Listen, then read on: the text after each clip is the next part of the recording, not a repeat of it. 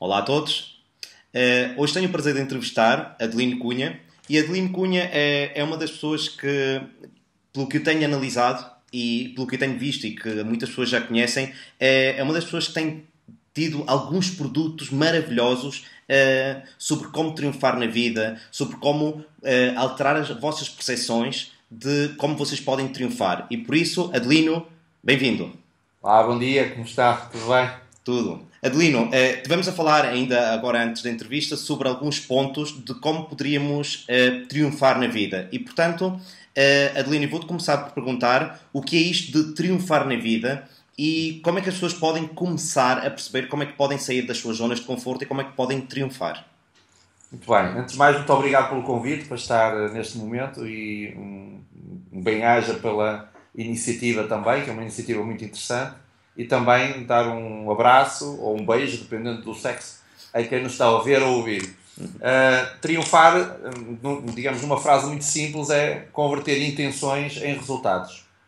E, portanto, quando alguém diz eu gostaria de triunfar, vai primeiro ter que ter essa intenção, e poderemos, se calhar, durante a entrevista, ir um bocadinho mais fundo sobre o porquê de haver tanta gente que quer, mas não consegue, e fazer com que essa intenção se converta em um resultado que seja o resultado que a pessoa pretende. Triunfar é isso. E qualquer pessoa pode fazer, e eu até me atreveria a ir mais longe dizendo que todos nós já estamos a triunfar todos os dias e em cada momento, mas não nos apercebemos disso. Porque se o nosso coração tivesse a intenção de bater e falhasse, nós sentiríamos na pele o verdadeiro fracasso.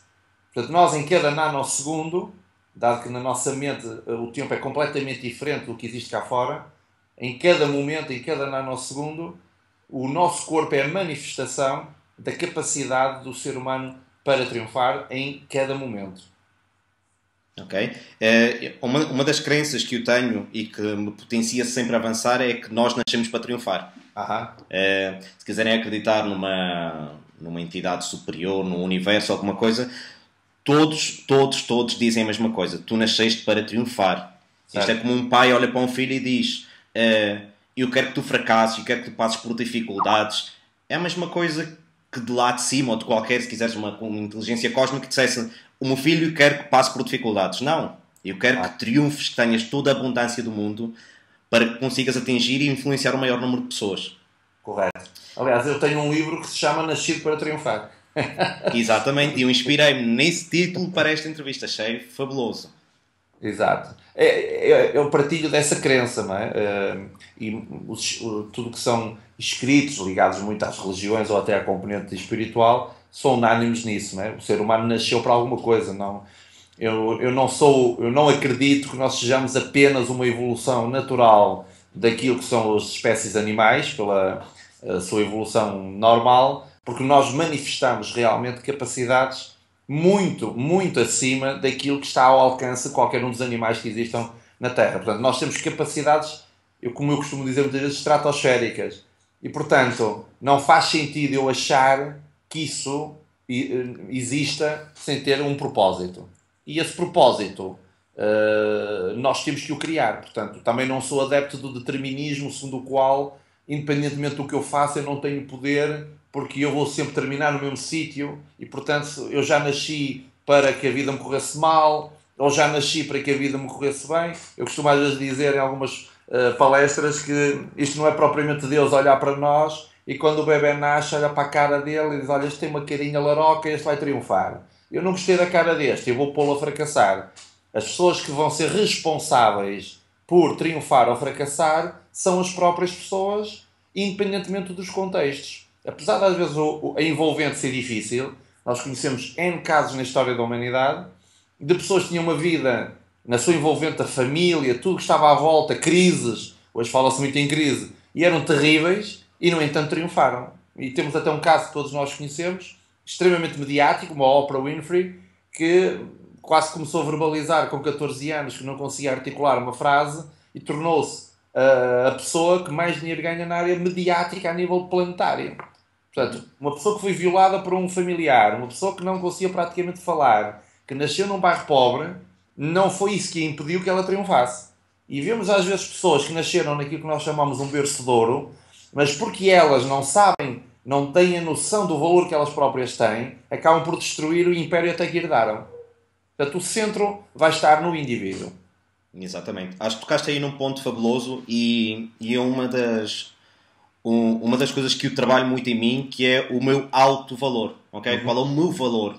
E falamos muito da autoestima, autoconfiança, mas um dos pontos chaves que eu considero muito importante é o valor que tu sabes que tu tens. Claro. É tu enquanto indivíduo neste mundo, neste universo, o que é que tu tens para dar? Okay? Qual é o teu valor? E todos nós temos valor. Muito, muito valor para dar. E é por aí que eu considero que as pessoas também têm que começar a tomar consciência do valor que têm. Todos temos altos e baixos, não é? Temos que aprender a geri-los, temos que aprender que os impulsos externos que a vida nos dá fazem-nos andar numa onda. É normal. É preciso perceber como é que nós conseguimos estar numa onda sempre mais, cada vez mais superior. Correto. Não vai ser possível nós sermos permanentemente felizes. Também não é possível ser permanentemente infeliz. Às vezes encontro pessoas que aparecem com terceira, quarta depressão, que alguém pede e diz, olha, vai falar com o Adelino, faz uma sessão de coaching com ele e tal. E eu muitas vezes mostro a essa pessoa que o que se passa com ela é um somatório de estados mentais. Não é propriamente uma coisa permanente. Quando a pessoa tem muitos estados mentais de dor ou de depressão, digamos assim, ela própria, é por aquilo que muitas vezes é a diferença entre o tempo mental e o tempo exterior à mente, é que cá dentro é tudo muito mais rápido. E portanto, eu cá dentro, quando vejo muitos estados do mesmo tipo, cá fora convence-me de que eu estou sempre assim. Agora, mesmo a pessoa mais feliz do mundo, um dia pode receber uma chamada telefónica de que um familiar seu, por exemplo, morreu, e naquele momento, por mais feliz que ele seja, ele é abalado pela chamada telefónica. Portanto, ele nesse momento sente infelicidade. A grande diferença, muitas vezes, nas pessoas é o tempo que demoram a recuperar. Quando nós falamos em treino para o êxito e ajudar as pessoas a triunfar, não é propriamente fazer com que elas não deixem de ter fracasso. O que elas vão aprender é a ter mais êxito, por um lado, e quando fracassam, a fracassarem e a recuperarem mais rapidamente. Eu às vezes trabalho com pessoas ligadas ao mundo do desporto e é muito interessante reparar que as pessoas de maior êxito, os jogadores de maior êxito, os treinadores de maior êxito, são pessoas que quando fracassam, ficam, como eu costumo dizer, passados dos carretes. Porquê? Porque eles adoram triunfar, o estado natural deles é triunfar, é vencer, é conquistar coisas. Basta ver um Mourinho, Cristiano Ronaldo, que notamos isso à flor da pele. Mas quando o Mourinho, por exemplo, perde com o Barcelona, fica podre, como se costuma dizer, mas a seguir, na conferência de imprensa, é capaz de estar a dizer uma coisa tão simples como isto. Eles mereceram ganhar porque jogaram melhor do que nós. E vamos focar em ganhar o próximo jogo. E eu também conheço outro tipo de casos de pessoas que estão 3 dias sem falar com ninguém, quase que não comem em casa, porque perderam o jogo no domingo. Logo, estas pessoas têm que ser treinadas para recuperar mais rápido, porque já foram 3 dias à vida. A vida é tão curta para aquilo que é possível fazer, que não faz sentido nós andarmos a perder tanto tempo a lamber as feridas como se fôssemos cãezinhos com medo de nós próprios e com pena de nós próprios. Aquilo correu mal, surgiram fatalidades, surgiram problemas e todos nós, quer tu, quer eu, já passamos por situações dessas. Obviamente que nesse momento nós vamos abaixo, mas temos que rapidamente recuperar e refocalizar naquilo que verdadeiramente é importante para nós. E esse é um treino que pela prática se consegue desenvolver. É aquilo que tu falaste, treinar para o êxito. Correto, correto. Não é uma coisa que vem de fora. Entendem? Eu sou católico, às vezes até mesmo nas religiões se nota isso. As pessoas transferem o poder para fora. Quando ainda por cima nós lemos as coisas e os textos religiosos que dizem tu é que tens o poder. Eu conto muitas vezes este caso. Jesus Cristo curou N pessoas e nunca tocou em nenhum, e excetuando 2 situações, foi quando esfregou na piscina de Siloé os olhos de um cego e quando alguém lhe quis tocar no manto dele porque sabia que se lhe tocasse ficava curado. E ele sempre disse, foi a tua fé que te salvou. Portanto, ele não disse, fui eu que te resolvi o problema. O que ele diz foi, tu é que te autocuraste. E portanto, quer seja a nível físico, ou a nível emocional, ou a nível mental, que há pessoas que se autodestroem até pela forma como falam, nós temos muito mais poder do que imaginamos, e os grandes profetas, os grandes livros religiosos e outros pensadores, todos dizem o mesmo. Nós é que temos que lutar por triunfar, não podemos estar à espera que alguma coisa aconteça. Sabendo que também há um conjunto de situações que vêm de fora que vão ajudar no processo. Mas eu costumo contar sempre a história daquele filho que um dia chegou à beira do pai e perguntou-lhe ao pai: tu dás-me uma bicicleta? E o pai disse: dou-te, filho. Só que o pai, como era um pai já muito à frente, virou-se para o filho e disse: eu dou-te a bicicleta. Agora, o que é que tu estás disposto a fazer para ganhar a bicicleta? E o filho, na primeira reação, o que é que diz ao pai? Diz que eu agora vou ter que trabalhar para ter a minha bicicleta. Ah, então eu não quero a bicicleta. E foi-se embora. E o pai, tranquilo. Passado um tempo, como o sonho do filho é quente, ele quer mesmo a bicicleta, ele volta junto do pai e diz: ó pai, dá-me lá a bicicleta. Quem tem filhos pequenos sabe, e alguns muitas vezes fazem chantagem com os pais. Olha, dou-te 20 beijinhos se tu me des a bicicleta. Olha, se tu me des a bicicleta eu dou-te muitos elogios. E o pai mantém-se inalterado. O que é que tu estás disposto a fazer para ter a tua bicicleta? Até que chegou a um acordo, ele diz: ok, eu vou trabalhar para ter a minha bicicleta. O pai dá-lhe algumas ideias: olha, podes ajudar a tua avó, e ela dá-te 50 cêntimos no final de ajudares a limpar a louça, etc. E o miúdo fixou de que queria ter a bicicleta no dia do aniversário dele. E ele deu tudo o que tinha para dar para ter a bicicleta. Ou seja, ele foi a parar a relva, ele foi ajudar a mãe, ele leu livros até ao fim, porque o pai às vezes dizia: quando é que tu lês um livro até ao fim? Ele leu o livro até ao fim e foi juntando todo aquele dinheirinho que foi recebendo para ir comprando a bicicleta. Só que, quando está na véspera do dia do aniversário, ele conta o dinheiro e não tinha o dinheiro para comprar a bicicleta que queria. E quando o pai dele viu que ele fez todo aquele esforço, ele perguntou-lhe: quanto é que te falta para teres a bicicleta? E porque ele trabalhou e deu o máximo, o pai põe o que falta. Agora, um bom pai, se vê que ele não trabalha, deixa que ele vá contra a parede para ver se ele aprende. Isto está a acontecer na vida de muitas pessoas. Exatamente. Acho essa história fabulosa e é um pouco também o que acontece. Não é? É um pouco, não, é mesmo o que acontece. É a visão de um pai a dizer: valoriza-te, aprende, faz e as coisas acontecem. Deixa que o resto acontece. Vem até ti. E muitas pessoas, incrivelmente, eu tenho passado por alguns episódios, principalmente nesta última semana, e realmente o sincronismo das coisas, como elas têm acontecido, é fabuloso. E, portanto, é quase impossível de ignorar. E nem lhe vou chamar de sinais, vou-lhe chamar mesmo de sincronismos, porque é uma coisa brutal. E é isto de: faz a tua parte, que a outra parte também será feita. Mas se não fazes nada, nada acontecerá. Correto, exatamente. E se nós olharmos para muito o que está hoje em dia a acontecer à nossa volta, basta ligar uma televisão para perceber, o que nós vemos é a maior parte das pessoas a continuarem a usar o método antigo de pedir para ver se alguém me vem resolver o problema. E isso não funciona. Eu acho que é bom que todos nós percebamos isso. Podemos não gostar disto que eu estou a dizer. Eu posso não gostar deste mecanismo, mas quer eu goste, quer eu não goste, é assim que funciona. Eu, para mudar de vida, eu, para triunfar, vou ter que me esforçar, vou ter que fazer alguma coisa, que pode ser a nível mental, pode ser a nível espiritual, pode ser a nível físico, ou uma combinação desses diferentes sistemas. Mas esta de eu ficar à espera que alguém me venha resolver o problema, eu às vezes costumo dizer: Deus tem tanto com que se preocupar do outro lado do universo, que eu te garanto que não vai parar tudo por tua causa. Se tu não fazes nada. Agora, se tu fazes a tua parte, Ele consegue ajudar. E esta nota nós vemos em jovens com quem nós trabalhamos, que estão a estudar e já para não falar daquelas pessoas que dizem que querem melhorar e toda a sua verbalização e tudo aquilo que fazem é no sentido de piorar. Não corresponde ao que eles realmente dizem que querem. Não é congruente, e a congruência é muito importante.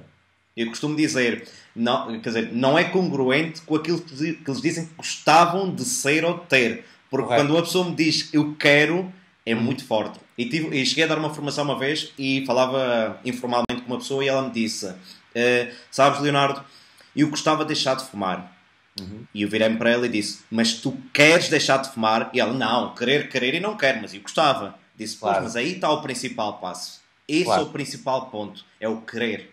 É. Não o E gostar de, eu gostava de ter um emprego assim. Disse, mas tu queres? E É, é, e avanço, e eu normalmente divido até isso em três fases, que é a fase do desejo, que normalmente é o início, não é? Eu desejava, era giro se eu tivesse 17 num teste, a seguir é eu quero ter 17 num teste, e depois a fase final que é eu vou ter 17. exatamente. Porque quando se entra no eu vou, e basta vocês detectarem a diferença das palavras, eu gostava de ganhar mais dinheiro, eu quero ganhar mais dinheiro, eu vou ganhar mais dinheiro, ou eu gostava de ser mais feliz, eu quero ser mais feliz, eu vou ser mais feliz.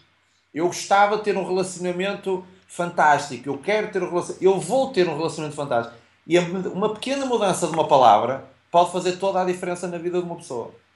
É o poder da comunicação. É uma Claro. das coisas que tem que ser mesmo reformulada em todas as pessoas. Porque é por aí. Tudo o que verbalizamos é o corpo diz, ok, your wish is my command. Claro. Aliás, a Bíblia diz no princípio não havia nada e tudo foi criado pelo Verbo. Exato. E, portanto, acho que o manual do fabricante tem muita importância. E diz-me uma coisa, sabes que noutras entrevistas eu estive a referir, ainda por cima na última entrevista que fiz, falei sobre a questão das pessoas realmente descobrirem o que é importante para elas. E vou voltar a falar disto contigo porque acho que é um dos temas importantes. E falávamos da questão das pessoas descobrirem os seus valores. Ok? Fala-me um pouco sobre isso na tua perspectiva. Sim. Sobre qual é a importância que tu achas que isto tem na vida das pessoas e o que é isto de descobrir os valores segundo a tua perspectiva. Certo. Ora bem, um valor, a definição do que é um valor, talvez comecemos por aí. O valor é ou um estado mental que eu quero atingir ou uma coisa a que eu dou valor. Muitas vezes os valores só são passados como sendo estados. Eu valorizo a pontualidade, eu valorizo a lealdade, eu valorizo a honestidade. Mas os valores também podem ser objetos. Eu valorizo o meu cão, eu valorizo o meu carro. E nós todos conhecemos pessoas que às vezes são capazes de valorizar mais o cão do que o filho, ou o carro do que a família, ou o dinheiro do que a si próprios. Portanto, valor é algo que eu valorizo. Este é o primeiro conceito. Porquê que os valores são importantes? Porque nós na vida nunca queremos as coisas. Ninguém quer uma casa. As pessoas querem aquilo que os valores dos quais se conseguem afastar ou atingir com a casa. Então existem aquilo que nós chamamos os valores repelentes e os valores atraentes. Há vários nomes, mas na base é isto. Os valores repelentes são aquilo da qual eu me quero afastar. Eu quero me afastar por exemplo, da falta de espaço e por isso preciso de uma casa com mais espaço. Ou eu valorizo a pontualidade, logo vou querer trabalhar com pessoas que são pontuais. Então os valores estão por trás de tudo o que nós queremos na vida. Portanto, quando nós dizemos eu quero uma casa ou quero ganhar mais dinheiro, por exemplo, o ganhar mais dinheiro é porque para mim o dinheiro é o caminho para a satisfação ou o afastamento de valores. O dinheiro pode ser interpretado na mente de uma pessoa como eu com mais dinheiro tenho mais segurança. Com mais dinheiro sou melhor pai. E como eu valorizo a minha família, acho que com o dinheiro darei um futuro melhor aos meus filhos. Portanto, todas as coisas por si só não são boas nem são más, apenas estão associadas aos valores que nós damos às coisas. Então, se eu não entro em consonância com os meus valores, eu sinto no meu corpo dor.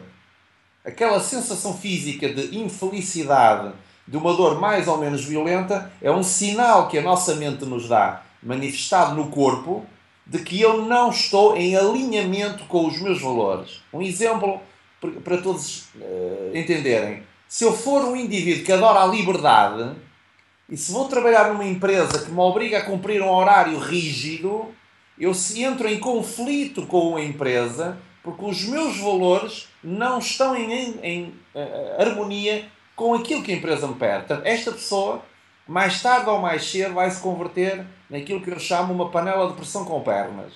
Que é um indivíduo que trabalha numa empresa que o obriga a seguir um horário, mas cada dia em que ele lá trabalha, ele autodestrói-se porque os valores dele estão em incongruência com a empresa. E, portanto, ou ele se alinha, por exemplo, muda de empresa, renegocia o tipo de horário que tem, ou não vai demorar muito tempo, que uma ou duas coisas vão acontecer. Ou ele implode, que é aquele tipo de pessoa que quando sofre muito, fecha-se para dentro, apanha depressões e esgotamentos. Ou ele explode, tornando-se uma pessoa violenta, por exemplo, em casa, com os amigos e com os colegas de trabalho. Ou então ele alinha-se pelos valores, por exemplo, indo para um emprego que lhe dê flexibilidade de horário, ou criando o seu próprio emprego e ele definindo o seu horário.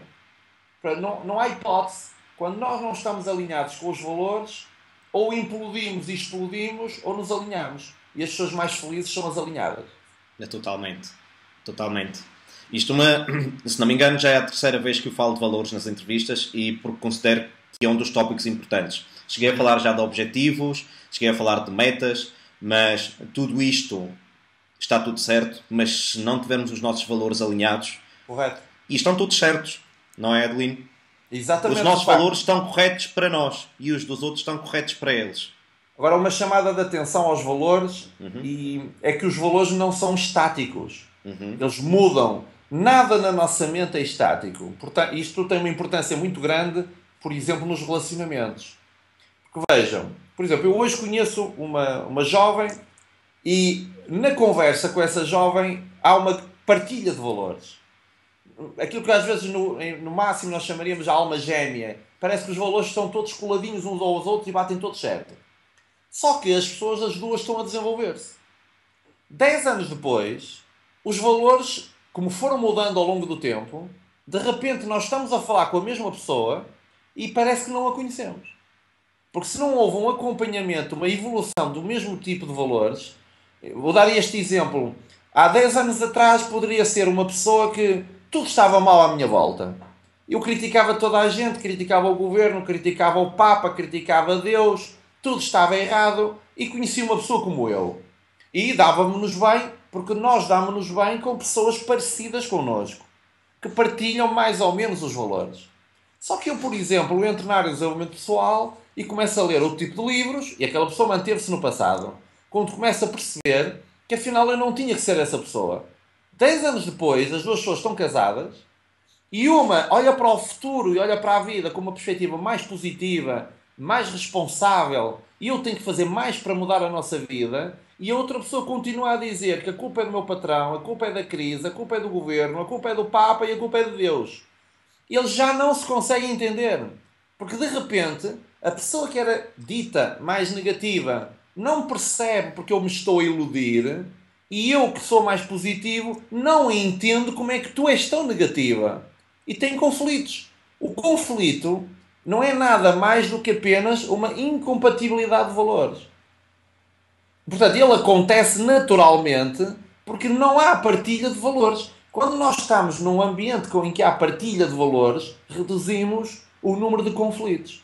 Por isso é que, por exemplo, nas empresas, muitas vezes há conflitos porque não há um alinhamento de valores entre os valores das pessoas, os valores da organização e os valores praticados pela organização. O fator que faz as pessoas demitirem-se das empresas não tem a ver com o trabalho, tem a ver com as pessoas. Ou seja, eu não me consigo dar com o meu chefe. O que é isto de não me consigo dar? Os valores que ele partilha, o que ele aplica, são de tal maneira violentos para os meus valores que eu acabo por ter que ou mudar de vida, ou então implodir ou explodir. Eu olho para uma empresa que tem valores escritos no manual de qualidade e depois olho para a sua administração que não aplica esses valores. E eu que sou um colaborador da empresa, olho para a empresa e eu entrava nesta empresa com estes valores, mas agora eu não me consigo identificar com o que a liderança faz, porque é de uma incongruência total, inclusive com aquilo que propõe aos outros. Diz-me como é que eu devo ser, não faz nada do que me diz e não pratica nada do que a organização tem no manual de qualidade. Então veja, isto é uma incongruência tal que gera conflito. E os conflitos que nós vemos à nossa volta são naturais porque advêm da incompatibilidade de valores. Quando nós alinhamos as pessoas nos valores, por exemplo, faz um trabalho no sentido de haver uma partilha, um alinhamento e maiores níveis de congruência, baixam imediatamente os níveis de conflito. São muito Brutal, importantes. brutal, Muito Adelino. importante. Acho uma partilha fabulosa, isto que acabaste de dizer. E diz-me uma coisa, se me permites dizer, e tu falaste disto também de depressão, a depressão associada às pessoas que muitas vezes achas que pode estar associada também a estes conflitos de valores? Claro, aquilo que eu chamo a implosão. Repara, se eu não me alinho com os meus valores, eu vou ter efeitos devastadores dentro daquilo que nós chamamos do autoconceito. O autoconceito é formado por três partes: autoimagem, autoestima e autoconfiança. Quando eu não me alinho pelos meus valores, eu começo a não gostar de mim. Não sei se estás a ver. Imagina que eu sou uma pessoa que valorizo a verdade e eu minto. O meu cérebro vai dizer que não gosta desta pessoa, que é uma pessoa que aprecia a verdade, mas ela própria viola esse valor. Então isto vai criar um conflito interno. Então vai haver uma destruição da autoestima. Como eu baixo a autoestima, começo a também não confiar em mim próprio, porque eu não posso confiar numa pessoa que mente, quando eu o que quero é a verdade. Para depois isto estar tudo congruente, porque o nosso cérebro é uma máquina fantástica, porque ele mantém a congruência custo que custar. Quando eu baixo a autoestima e quando eu afeto a minha autoconfiança, como é evidente, ele tem que mudar a forma como eu vejo o meu corpo, a minha autoimagem física, mental ou espiritual, para que eu seja horrível, parecido com a pessoa que não gosto, que não é de confiança. Agora repara, é muito fácil melhorar a autoestima, a autoconfiança e a autoimagem. Primeira forma, eu mudo a forma como falo de mim. Passo a gostar mais de mim pela forma como falo. Depois, alinho-me pelos meus valores. Se eu sou uma pessoa que valoriza a verdade, começo a praticar a verdade. Imagina este cenário. Eu podia mentir e fechava um negócio.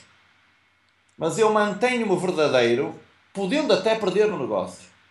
O nosso cérebro tem uma carga enorme, inclusive química, que prova isto. Tu podias ter mentido e disseste a verdade. Esquece lá o negócio que há muito onde ganhar dinheiro.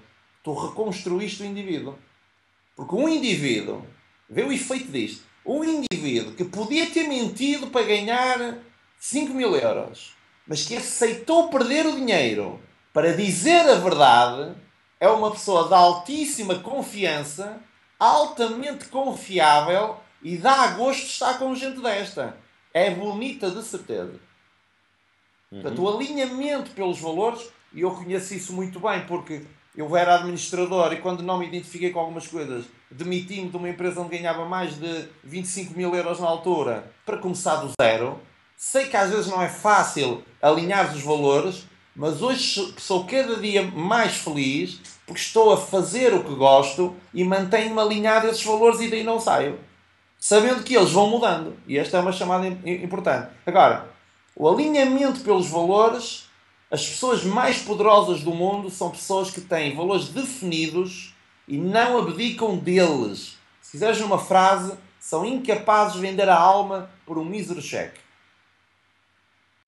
Ok, ótimo, ótimo. E que isto sirva de uma chamada de atenção para as pessoas cada vez perceberem como descobrir os seus valores. Adelina, perguntava-te a ti então, estamos quase a terminar, como é que as pessoas poderiam começar a descobrir os seus valores? Já fiz isto noutras entrevistas, mas eu gostava de ouvir a tua perspectiva. Qual seria a tua opinião, as pessoas acabando de ver este vídeo, como é que elas podem dizer, ok, e já vi outros, vou tentar também mais uma vez e preciso descobrir os meus valores. Quais seriam as tuas dicas para as pessoas descobrirem já?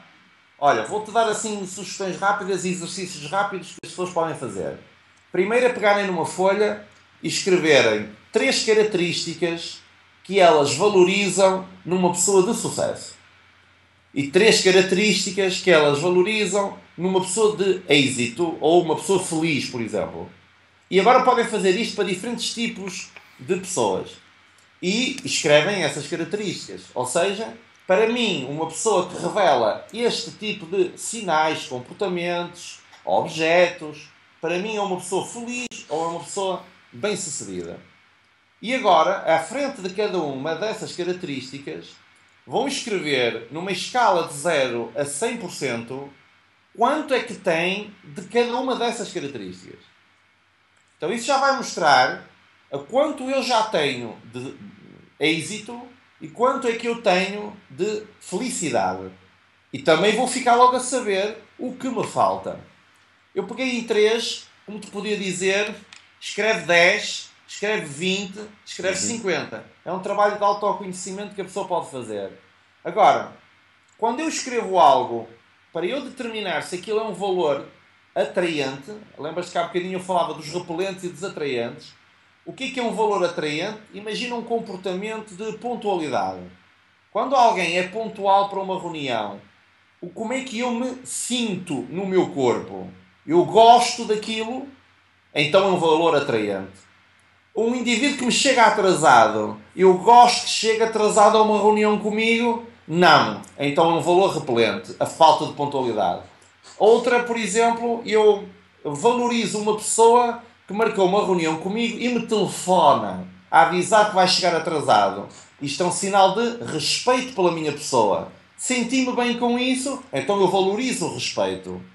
Senti-me mal, eu não valorizo É a falta de exato. respeito. Estás a ver? Então, nós podemos fazer isto com N coisas. Eu olho para uma caneta Montblanc que custa não sei quantas centenas de euros.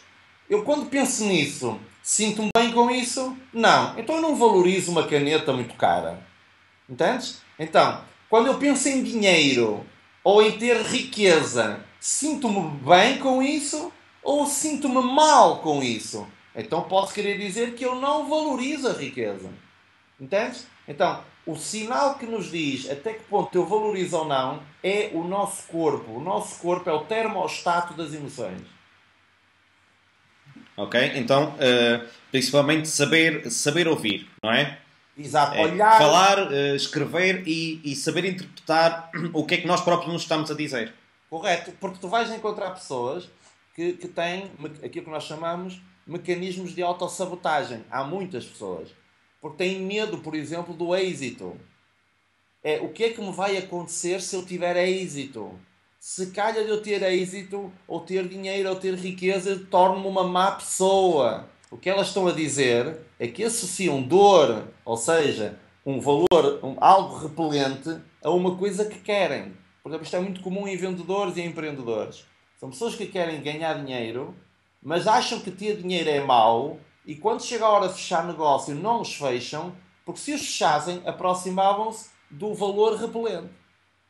Então eles acabam por nunca levar projeto até ao fim, têm dificuldade em fechar negócios, porque o próprio cérebro impede-os que eles façam isso. Porque eles estão a dizer riqueza, felicidade é uma coisa má. Tu tens pessoas que dizem eu quero ser feliz, e depois quando as coisas estão a correr bem, elas fazem com que deem cabo dos relacionamentos para restaurarem a crença que tinham de que serem felizes era mau. Até há quem use uma frase muito interessante que é afinal, quando está tudo a correr bem, eu já sei, algo de mal vai acontecer. Sim. Isso não faz sentido nenhum. Claro.